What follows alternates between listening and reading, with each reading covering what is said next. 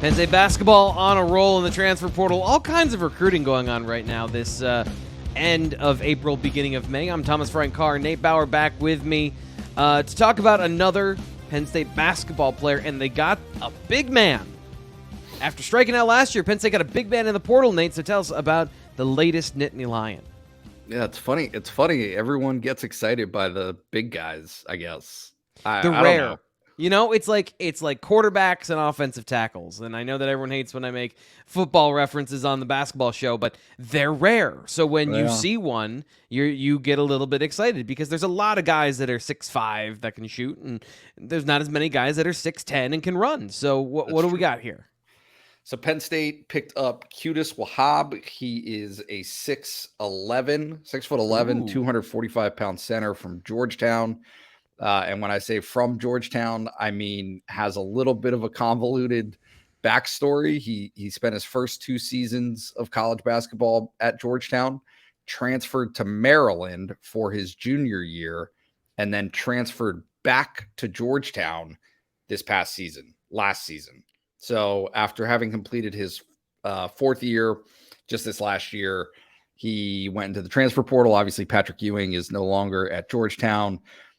Sought a new opportunity, and Mike Rhodes and his staff at Penn State, kind of got in there pretty quickly and established a relationship, had him on campus at the end of last week for a visit. Went well. He also checked out SMU.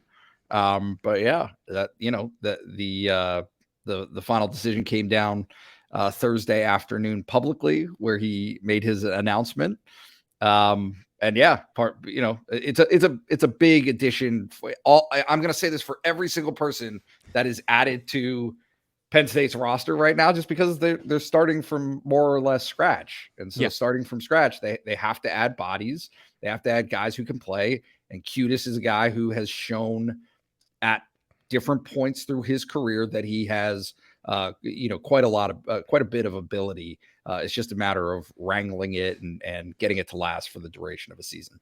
And this is another player. We talked about this with the last commit on Wednesday, but on Thursday, Cutis, a former top 150 player in his class, right? So this is another guy.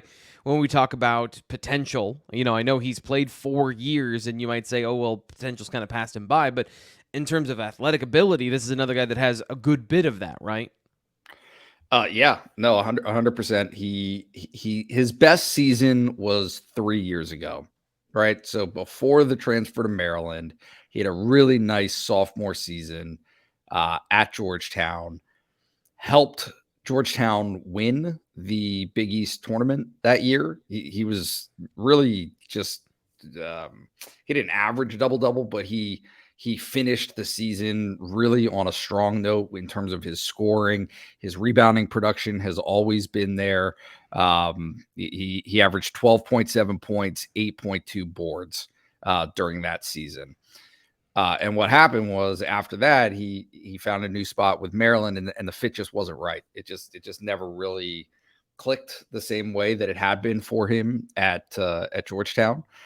Finished with 7.7 points and 5.6 rebounds as a junior, and then went back this past year to Georgetown, where he averaged 9.6 points and 7.1 rebounds.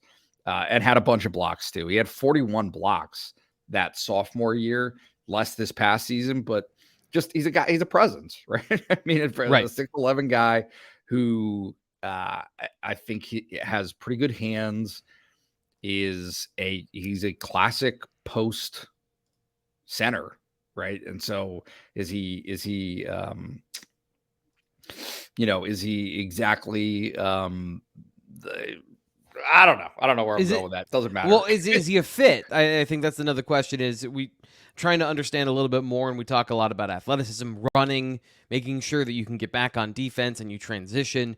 Is he a guy that's going to be able to keep up with all of that? Because you say classic center, close to 6 feet tall, it's got the frame that you're looking for, but is this a good fit? I know he's the 29th overall center in the On3 transfer portal rankings, so a top 30 player in the portal at his position.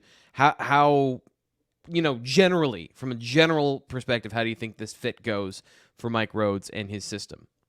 Yeah, I mean, um, it's I'm not exactly sure how to put it, right? Because to me, the first thing that comes to mind is beggars can't be choosers, right? You just Right. you don't have the luxury of like picking out a player of the year candidate. That's not what this is. This is Penn State needs some height. It needs right. I mean, Yep. you to fill that position because whether Kebba Njie comes back or not, either way, you're going to need somebody who can play that. And Yeah. obviously, last He year was is a he the problem. only center on the roster at the moment? Like, is he the only player that'd be a scholarship center on the roster? I don't know the current situation. So Yeah, I mean, getting a center in the building is also very important. yeah. I think that Demetrius Lilly, based on like he's a center. He's a Okay. center. I mean, All right. you know, again. I mean, we get hung up in the jargon, right? And how we're going to classify these guys. But Demetrius is, I'm going to get the number here, 6'10", 260, right? And so, Mm-hmm. but he's kind of been a lumbering type of body. I think Yeah. that Wahab is not that. I think he can move a little bit better, which should be to Penn State's benefit. But that's uh, it's like this combination of, yeah, you want to be athletic, you want to have you know, length and athleticism. Like those are the things that you've seen out of players that they've brought in so far, but also you want to be able to stack up in the Big Ten, Yep. right? Like you want to be able to handle you know, how things are going to look at the Big Ten. And in a lot of ways, you saw that as it's so hard because I'm going to say, oh well, it was a deficiency for Penn State this past season to have not had a true center, and I think that that's Yeah. absolutely a valid criticism. Yeah. It's just also simultaneous or concurrent to that, they weren't really trying to do that, They found right? a Micah Shrewsbury workaround, wasn't right? Like they found a exactly. workaround with Jalen Pickett. So they were able to get production out of that spot in a similar way with a very different player. Now, Yep. ideally, you would like to have multiple options so you don't have a guy who is, under 6'8" in the post. Like you would Yeah. rather not have Miles Dredd playing your 5 and Yep. defending the post. So Yeah. that's a positive. Like last year, at this time last year, we were talking about center. They're going to be able to get one, and the conversation you and I had was, we will see. But I've learned a little bit with Nate. I've learned a little bit of the we will sees that sound like we will see, and then you go, we'll see. And last year it didn't sound good. This year they've got one already. So let's take a look quickly here at the transfer portal rankings, because I think, just giving a general gauge, this isn't all end all be all, but the On3 transfer portal rankings, I think, can help a little bit. And you can see here, I'll try and magnify this for you. Penn State sits 7th in the transfer portal rankings. That by sheer volume, they need to be this high. But again, Yep. Nate, they are. Like, Yeah. we've had conversations where they aren't, and here they are with, according to On3, 4 players transferring in with an overall grade in the 90s. So that's pretty good. And of course, with a couple of guys in the transfer portal that have an up and down we don't know yet. Do you have a sense of a timeline on those guys that are a part of the program in the portal and are trying to make their decision? Is that a timeline that anyone has any idea about at this point? Yeah, I don't think so. I think it makes sense that Penn State's spring semester is ending on May 5th. I believe that's graduation weekend. And so, yeah, you would think that they would have made up their minds by then, but you know, maybe not. I would guess though. Like to me, that's kind of the blueprint that or the map, I should say, that I'm looking at is okay. These guys are probably going to want to have things nailed down and make decisions by that time. So zeroing in on it, I would say. But yeah, for Evan Mahaffey and obviously Kebba Njie, there's outstanding decisions that they're going to need to come up with one way or the other.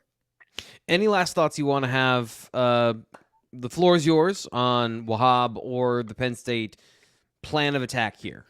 Yeah, I just think my hesitation or like I want to make sure that it doesn't come across as poo-pooing Wahab because I don't think that it's that at all. I think that I look at a basketball roster and say, how does it all fit together? Right. And right now, you don't know what all the puzzle pieces are.